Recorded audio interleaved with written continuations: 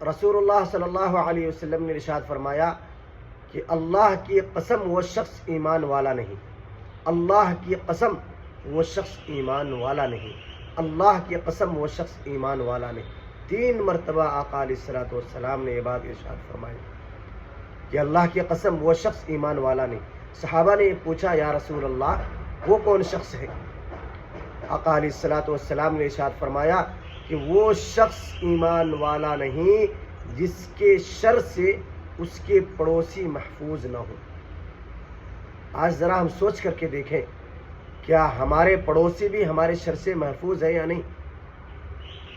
اگر محفوظ ہیں، اگر پڑوسی کا خیال ہے، پڑوسی کا اکرام کرتے ہیں، پڑوسی کی عزت کرتے ہیں، ان کو مقام دیتے ہیں تو الحمدللہ، ورنہ بڑی سخت وعید آئی ہے۔ اللہ ہم سب کی حفاظت فرمائے اور پڑوسیوں کو تکلیف دینے سے اللہ ہم سب کی حفاظت فرمائے۔